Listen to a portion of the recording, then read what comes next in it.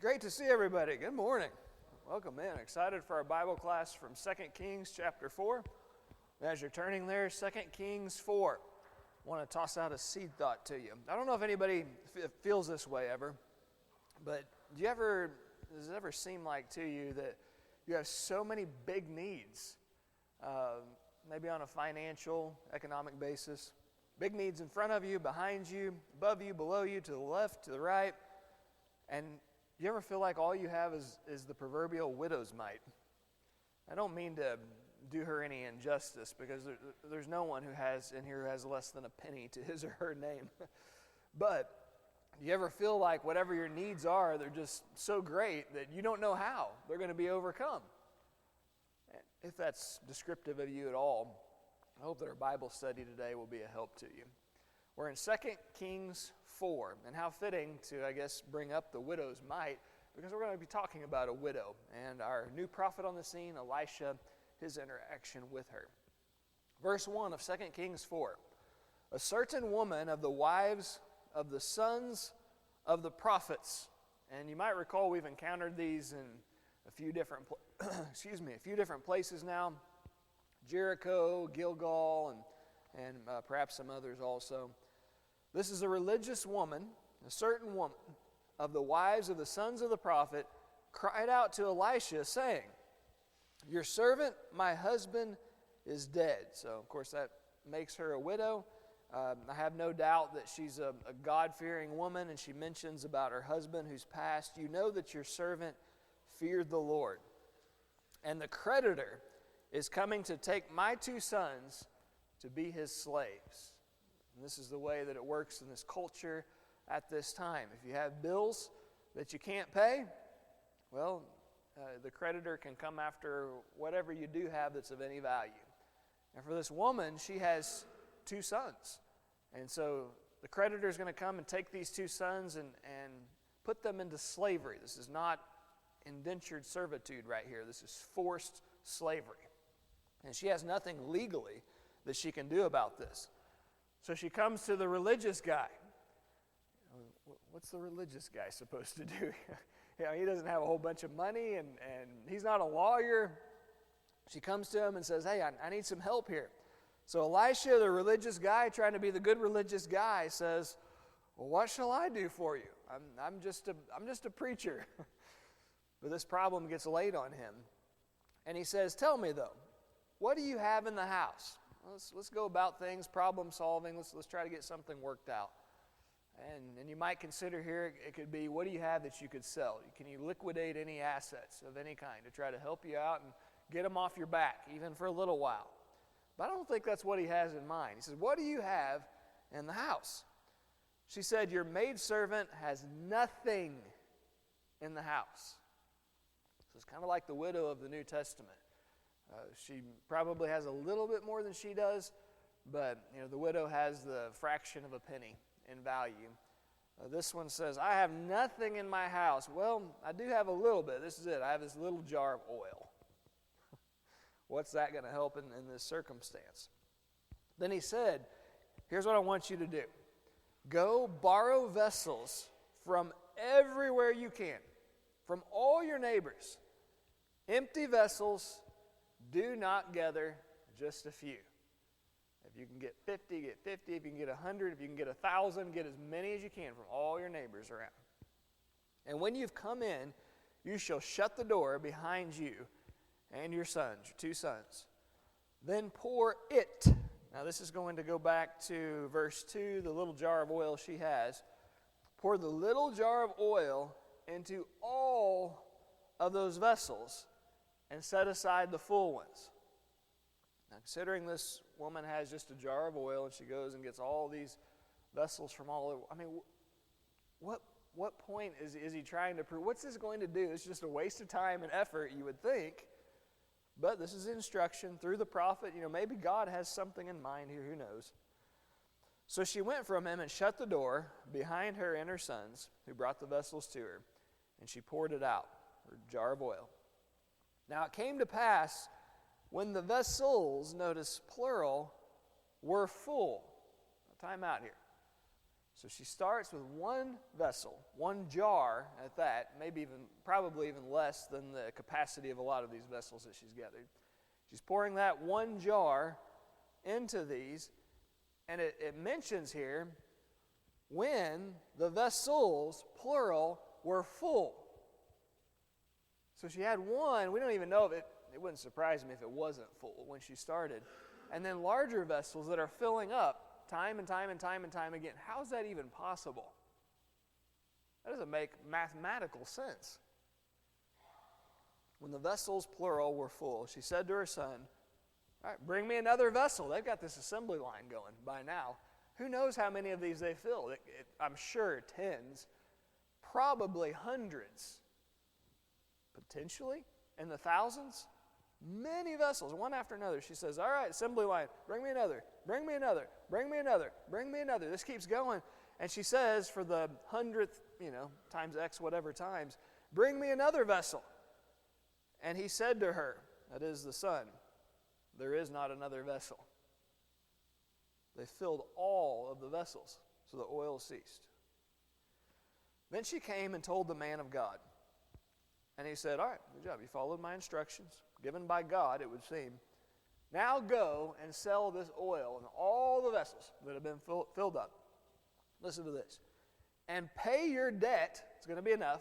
Pay off the debt. Don't have to worry about the kids being taken. You're good. And in addition to this, you and your sons live on the rest. So not only is there enough to take care of the issue at hand, but also there's plenty more for a livelihood sometime into the future. First of all, how's that possible? Let's not forget who Elisha is and what he's carrying around. What cloak does he have on him? The cloak of Elijah. Why is that important? What did Elijah do? All kinds of crazy stuff like this, right? Listen, we often underappreciate that there are not huge spans of miracles that take place in the Bible. There are a lot of miracles around the time period of Moses, and then you really don't see just a whole lot of miracles.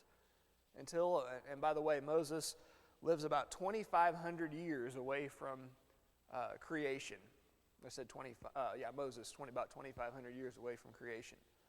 And then we fast forward, and for Elijah and Elisha, we have about 850-ish is where we stand right now, BC. And so you're erasing about another 600 years, and there really aren't hardly any miracles until the time period of Elijah and Elisha.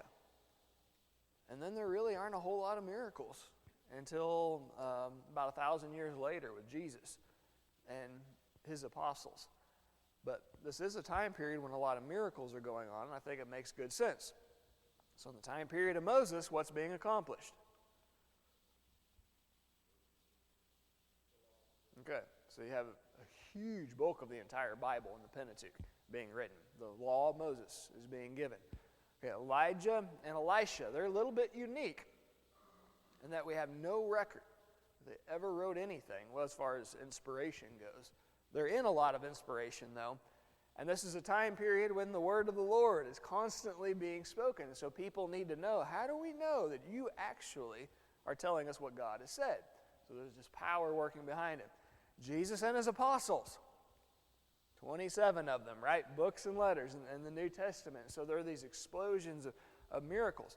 Well, Elijah had this mantle, and God is working through him, through the Spirit, and to perform all these miracles, and then he ascends up into heaven, and the mantle falls on Elisha, and then he's doing these kinds of things also. All kinds of things that don't make any earthly sense. And that should make sense to us. Because what is a miracle? There you go. It makes no earthly sense that something happens.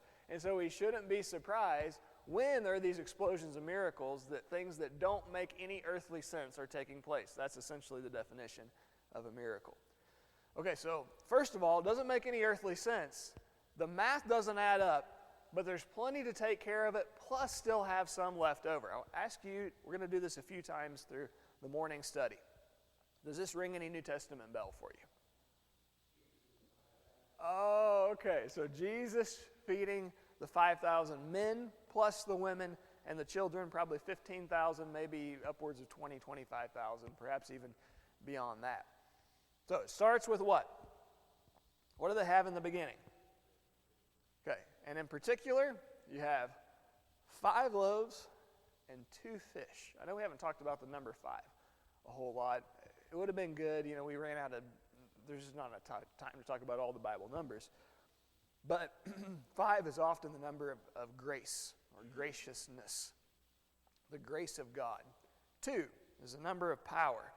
So if you want the power of God and graciousness 5 to work in your life, okay, and then you also have the 5,000. We get into that too, we won't. But then what's left over in the end? Everybody eats to their heart's content. They've never had a fish fry and with the hush puppies like this one. All they could ever want. You ever been to a fish fry where you just ate until you had all the fish you want? No. Huh? Oh, you did all of them. Man, those are good fish fries. So. No, I do too, actually, to be honest, Joe. I always try to have plenty of fish, and I eat and I eat and I eat. And then before I go to bed, I'll eat some more fish. And then the next day, I'll eat some more. You can't ever get enough fish. Everybody got all the fish that they wanted and even more. And then there was something left over. How much? 12 baskets. That's the number of religion. I think the point of which is this. If you want to find the power, 2, of the grace, 5, of God, how do you do that? But it's through religion, 12, and a full trust in Him. Don't worry about the math. With God, and I hope everyone can appreciate this, if you hated math class and you never wanted to worry about the math and the teacher was always on you, well, you have to do this and you have to know this for life, I have good news for you. With God, you don't have to worry about the math. Just set the math aside, and He will do things that don't make any earthly sense. You have the widow, there is no mathematical way it's ever going to happen. And not only does it happen, but she and her 2 sons end up with far more than they're going to need moving forward. Now, in the New Testament, you have the poor widow that's worth less than a penny. And she goes to offering time. She doesn't have anything, but what she does have, she tosses it in. And of course, we know what Jesus says. Calls all the disciples are already around, but calls their attention to, and He says, finally, this is what I've been after in worship and in offering. We're like, have you not been seeing what these other people have been putting in? Because they used to watch people. They would go, can you imagine what our offering would be like if we watched each other? We're not comfortable with that, are we? We don't want that. I wouldn't be comfortable with it either, but that's the way it was done back then. Everybody's watching, everybody put in. And you have this widow tosses in less than a penny, and Jesus says, that's what I've been after. It's not about the amount, but God knows the background. Jesus knows her life. He knows the circumstances. He knows her income or lack thereof. He knows the sacrifice that she's made in offering. Now, I know we know nothing else of this woman moving forward, but I don't have any doubt what she was richly blessed the rest of her life, being a giver like that. We know how God works. We go back to here, and I hope we can think about this now in our own lives. I don't know where everybody is at this moment. You don't for me. But just think about, economically, how are things, where do things stand? Are there any struggles right now? Are there any concerns that you have? Any uncertainties? Do you wonder, this next week, this next month, I'm not sure how it's going to work. This is your testing opportunity. It's your chance to worship God. Not only to give to Him, and not only to show how much you love Him through offering, but as well how much you depend on Him. With God, the math doesn't matter. In fact, He wants us often to cast the math out of our minds so that we're not trusting on what makes earthly sense. And as one who has the opportunity to share in God's wonders of math 4 days a week, makes me a little uncomfortable, all right? Because I trust the numbers a lot. The numbers don't lie, Marty. But with God, you have to throw the numbers out. And the reason is He wants you to get rid of the things that make so much earthly sense and trust in the things that make heavenly sense. Not on the basis of what you can see, but on the basis of what you can't. Joe? Yeah, the higher the quality, the higher the value, correct? Yeah. And okay, so pause. What do you think the quality was? I know we haven't brought this up yet, but one we do know where we're told, what about the quality of the wine? We've never had wine like this. Is the best. Yeah. So, Joe, my third question, if it was the best fish that anyone had ever eaten, was it crappie? Maybe walleye. Walleye. Okay, nice. Make a lot of sense. Yeah. It would take walleye for that to happen, for sure. Yeah. There's a difference in quality. When Joe was saying that, I was thinking, there's a difference in having Joe's fried crappie and Long John Silver's. All right, no offense to anyone if you like Long John Silver's, but I'm just saying. So thank you, Joe, for that. Let's move on to verse 8, and we're going to deal with the woman from Shunem, or we often refer to her as the Shunammite. Verse 8, 2 Kings 4. Now it happened one day that Elisha went to Shunem. Okay, so let's switch over. We're talking about places now, and let's look at our map. Elisha's been hanging out in what town? Where's he been staying? I know it's been a little while, and I'll give you a hint. It's not Jericho, it's not Gilgal, although he had some dealings there. He and Elijah, they crossed over the Jordan, and Elijah ascends into heaven, and he, of course, hits it with the mantle, and he comes back over Jericho, and he cures the waters there. Where does he go from these places?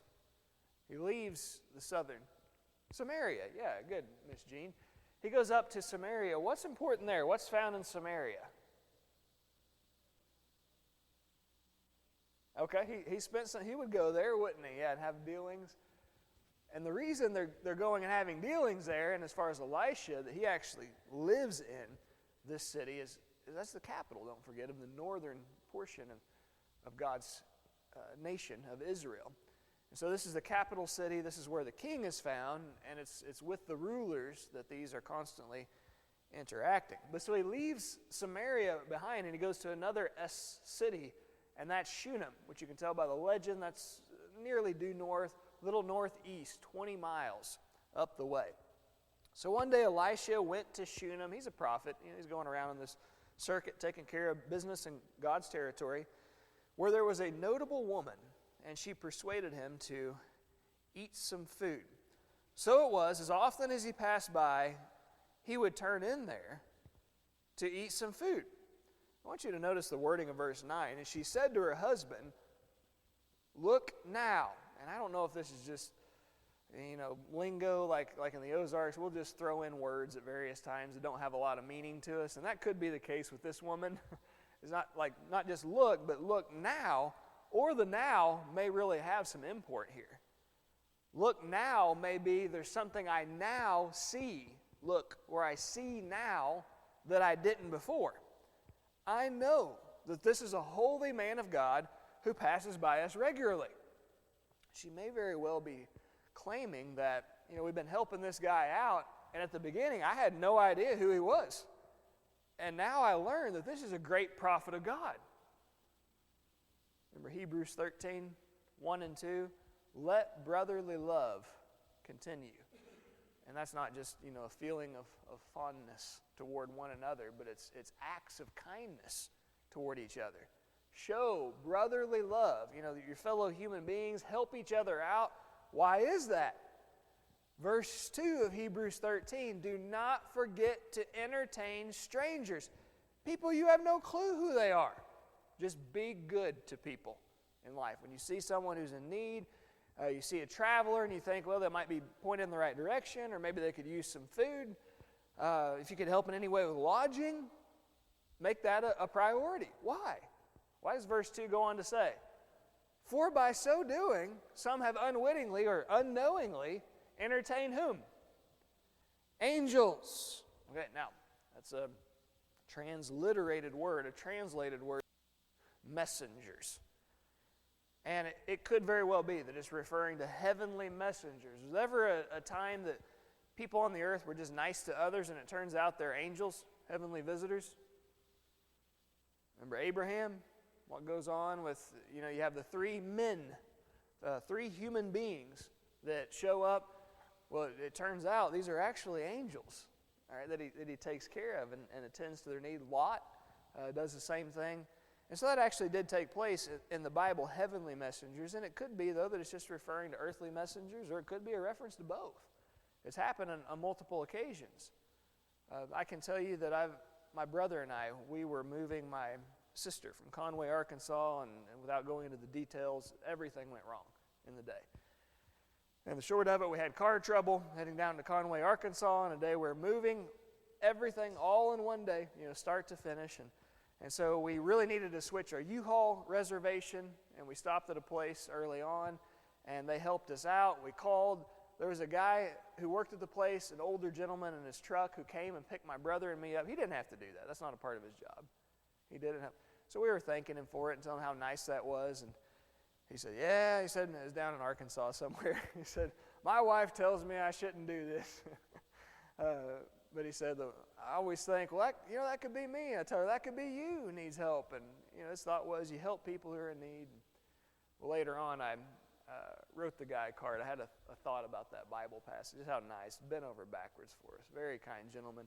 And then, in fact, he drove us to the next town where the U-Haul was found. In addition to that, we tried to offer. He wouldn't take any money from us. And so I wrote him a card. I got the information, and I mentioned in there, my brother and I, what we do, and put a church card in there. And my thought being this, though, that guy, not that we're anything special, but that guy had no idea he was helping out two ministers of the gospel and what he was doing. Well, I think it's very possible this lady, she has no idea that she's helping out an Old Testament preacher. But she's just showing brotherly kindness, doing kind deeds toward others who she sees in need. She said to her husband, verse 9, look now could mean, or see, I now understand something, see something that I didn't before. This is a holy man of God who passes by us regularly. So then when she understands that, she just even amps up her kind treatment of this man. And who can tell us from her memory verse, what does she want to do with him as her husband? 2 Kings 4:10. Roy, please. There are, Roy, and a woman who's very concerned about the work of God that needs to take place. Hey, we can do more for this man than what we've been doing. She says, let's just make his own room in our house. Are you kidding me? It's a complete stranger. Let's get him his own room up there. Let's put him in bed so he has somewhere comfy that he can actually sleep. What purpose do you think the chair, the table, and the lampstand might serve? He's a preacher. Yeah, it makes sense. He may be poring over some Old Testament writings that I do. Not everybody does, maybe, but I certainly need them. And I love that. Whenever you stay, it's really neat. You can tell people who are accustomed to that.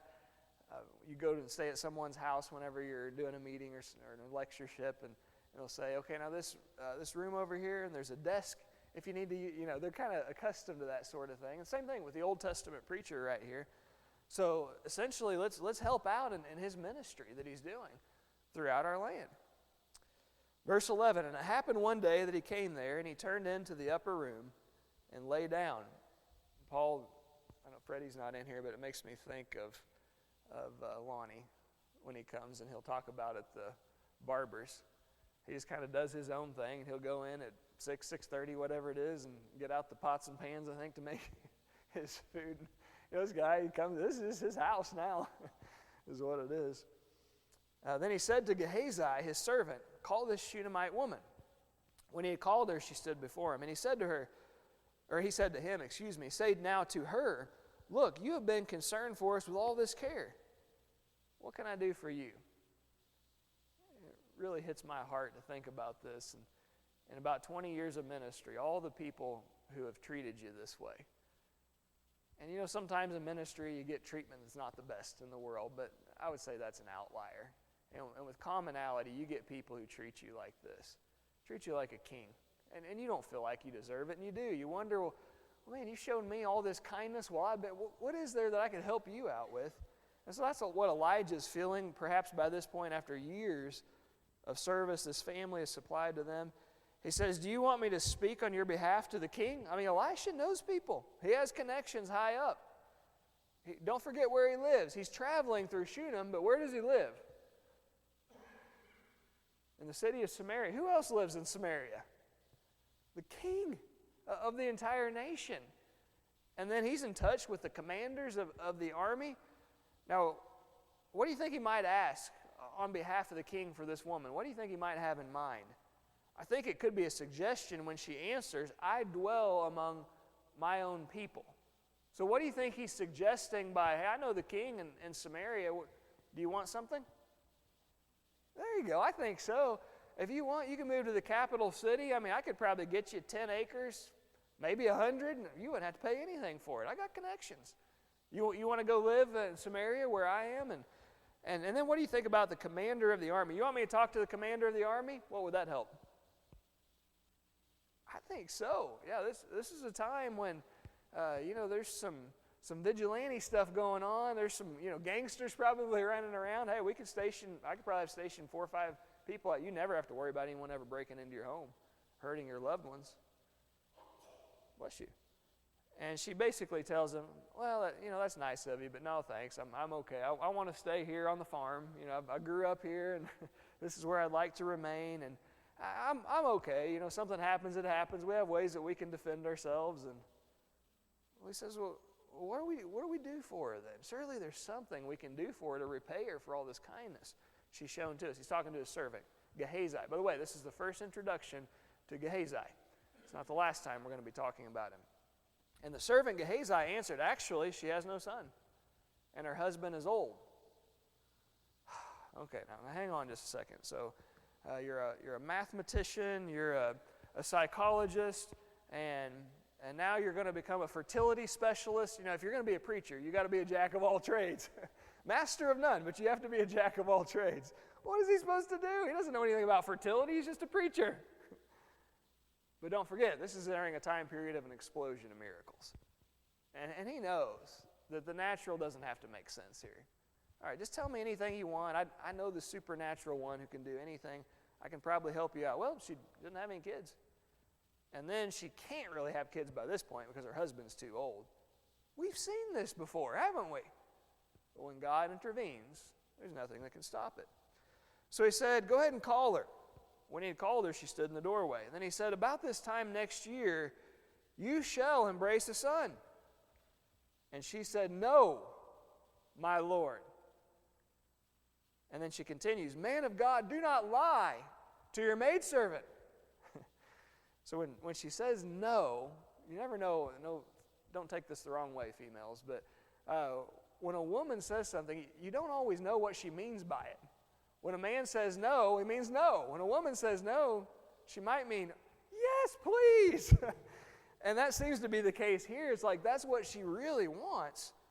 But at the same time, it's like, no, it can't happen. There's no way. This is impossible.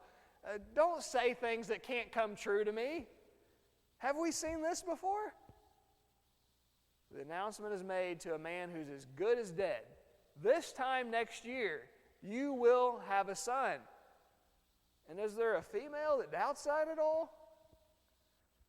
Sarah, hearing in the doorway, and you might have noticed, he called her and she stood in the doorway. We've seen this. And she doesn't think it's going to happen, but with Sarah, she laughs when she hears it because she thinks that's the silliest thing she's ever heard. No way that's going to happen. So this could go two ways. One, she could be so excited. She's saying, don't lie like in sarcasm, okay? Or she might be saying, I don't really believe it, don't lie. Verse 17, but the woman conceived. That's a conjunction of contrast. And if that's translated correctly, and a lot of these can go multiple ways. It could be and or yet or it came to pass, so on. If it's truly intended to be a word of contrast, it would seem that she doesn't have faith in what's stated, or maybe wants to have faith but needs help in her unbelief kind of situation. But anyway, the woman conceived and bore a son, undoubtedly because of the kindness she's shown to the ministry of the Lord. when the appointed time had come of which Elisha had told her, and the child grew. Now it happened one day, so you see there are a lot of years that pass in this account. So the child is conceived, the child's born, the child grows, and it happens one day that he went out to his father to the reapers. And he said to his father, my head, my head. You know how kids are. I was this way. There's always some kind of problem in my body to try to get out of work. My siblings would tell you if you believe their accounts. There's this kid, and first of all, if you have a problem, you're really hurting, you'd think you'd go to mom, right? You're going to get more sympathy than from dad, and that becomes very apparent. Why do you think he runs to dad when he's having the problem, or allegedly? My guess is that he's probably not around where mom is, or else he would have gone to mom and told her. I think he's probably been out doing some work also, just in a little separated area, and the father's the closest, and he goes to dad, oh, dad, I got this headache. I probably better go in. It'd be the safe thing. So he said to his servant, all right, get him to mom, take him in the house, carry him to his mother. The compassionate dads always have the proper response, right? Let's take you up and hug you. Oh, what's wrong with you? All right, pick him, carry him on, get him to the house to mom. I'm sorry, Roy. They do, don't they? All right, mom's always solve everything. Mom's going to fix this one too. When he had taken brought him, to his mother, he set her on her knees till noon, and then he died. He's not faking anything. He was in real pain. What do you think is going on with this boy? Okay, if he's been out working and that, and maybe he hasn't had, proper hydration. So heat stroke could be a real possibility. Of course, it could be a lot of things. He might have an aneurysm. Sometimes there's pain associated with that. Sometimes there's not. Could be a brain tumor. I don't think it's that, though, to you. It's sudden that the pain comes on and then the effects of it. Possibly a blood clot. There can be different reactions from that. But whatever it is, a lot of people think it was a heat stroke because of what's taking place outside. But there's a real brain pain that's occurring, and the boy, he dies. And she went up and laid him on the bed of the man of God, shut the door upon him, and went out. Why do you think she takes him upstairs and lays him on the prophet's bed?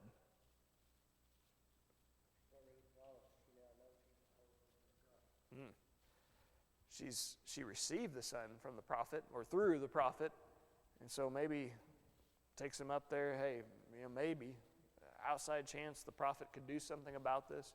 Of course, the second thing is this: it's in an upper room, kind of away from everything, and it might be a way just to kind of place the body in a safe spot away while she tries to sort through the circumstance. Could be what? Okay, yeah, sure. And that's, again, not to try to be grotesque, but, it's not right in the main living quarters of the house. That can make some sense, Roy. Verse 22, then she called to her husband and said, please send me one of the young men and one of the donkeys, that I may run to the man and come back. So he said, why are you going to him today? It's neither the new moon nor the Sabbath. Maybe he's just stating nothing religiously significant about why do you need to go get the religious guy today. And she said, it is well. Now, we'll see this statement a little bit later. I think she's saying maybe everything's fine, or there's no indication that this guy knows what has happened with his son. Now, it's possible that part's just skipped over, but I think she hasn't mentioned it to the man. Verse 24, and she saddled the donkey and said to her servant, drive and go forward. Now, this is a heroic mom, isn't it? Our moms do great things for us and great things in our families. And moms have a way of, hey, when something comes up and it's business, it's go time. And that's what this is. You drive. You go forward. Do not go slowly. You go at a back-breaking pace, and I'll tell you if that needs to change. And so she departed and went to the man of God at Mount Carmel. We do not have it on this map, but you might recall you see that little jut of a peninsula? If you go straight down from a laser beam right there, there's this little jut. And just right into that a little ways, that's Mount Carmel, the area where it's found. That's about 20 miles, if you're counting, about 20 miles due west of where Shunem is located. So she departed and went to the man of God at Mount Carmel. So it was when the man of God saw her afar off that he said to his servant Gehazi, "Look, the Shunammite woman." Well, this is a switch. They're just in one place. Matter of fact, she may have never left the county in all of her life. And this guy, the prophet, he travels around all the time. And he shows up and he sees a Shunammite woman. That's the only place he's ever seen her. He's out doing his duties and he's gone to Mount Carmel and this woman comes riding up. Well, that's interesting. That's unique.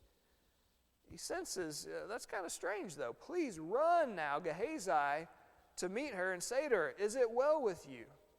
Is it well with your husband? Is it well with the child?" Something has to be off in the family that she's going to come find location and driving and with such fury. And she answered, "It is well." Now that's an interesting response. It is well. Everything's fine, essentially is what she says. Could this be faith on her part? If I can just get to the power of God through the man of God, it's okay. Everything's going to be fine. Husband, hey, what's going on? Why are you wanting to take the donkey? You've never left the county and go out on this wild goose chase to go see this guy. It's not a religious day. Is everything all right? Oh, it's fine. If I can get to him, everything's going to be okay. It might be strong faith on her part. Now, when she came to the man of God at the hill, she caught him by the feet. It probably means she fell down at his feet. But Gehazi came near to push her away. Hey, you don't just, start treating my master this way. Show some respect. But the man of God said, "Let her alone. My soul is in deep distress. And the Lord has hidden it from me and has not told me." There are times he reveals things that are going on. He doesn't know about this. But obviously she needs me right now, so let's just, she's been good to us. This is something she needs. Let's listen to her and help her out. So she said, did I ask a son of my Lord? Did I ask a son of my Lord? Did I not say, "Do not deceive me"? He knows what's going on when he hears that. Then he said to Gehazi, "Get yourself ready. Take my staff in your hand and be on your way. If you meet anyone, do not greet him. If anyone greets you, do not answer him." We don't have time for that. But I want you to go ahead of us and lay my staff on the face of the child. Lay my staff on the face of the child. What's that going to do? Maybe revive him, you'd think. And the mother of the child said, "As the Lord lives and as your soul lives, I will not leave you."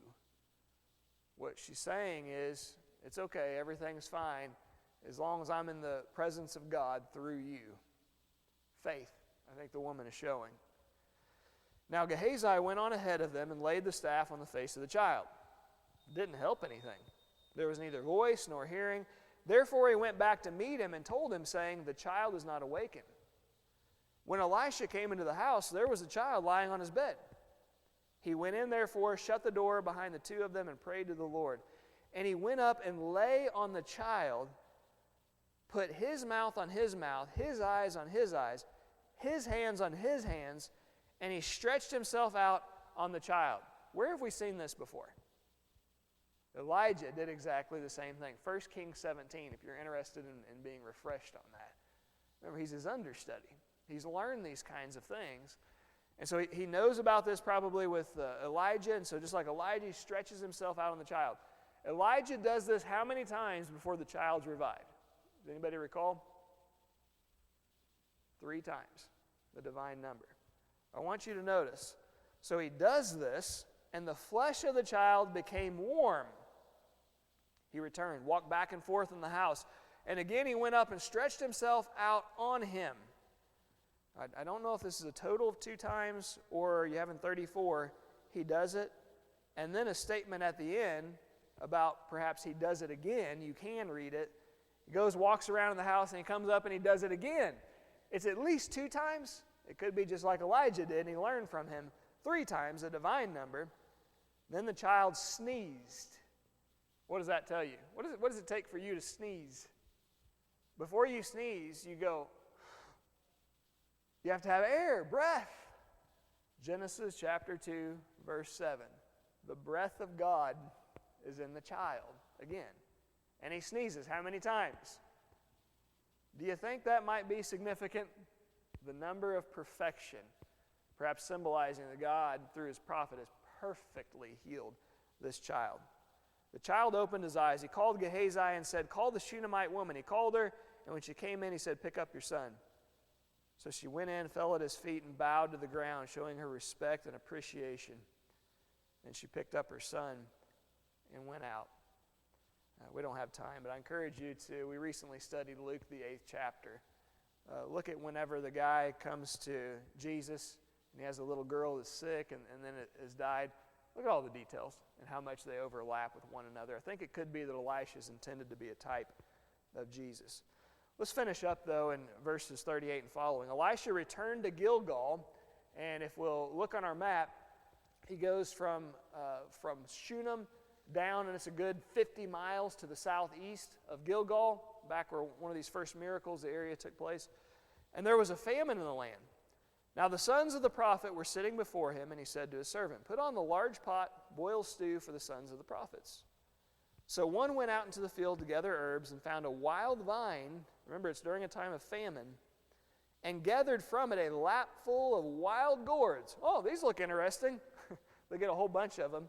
Slice them up, throw them into the pot, though they did not know what they were. That's dangerous. Then they served it to the men to eat. Now it happened as they were eating, they cried and said, "Man of God, there's death in the pot." And it could be that they're tasting the bitterness of what they're eating, or it might be they're starting to feel the bodily effects. Perhaps the nausea is starting to kick in. Maybe the brain pain, maybe headaches, and they can tell these are poisonous. Then he said, "Bring some flour," and he put it into the pot.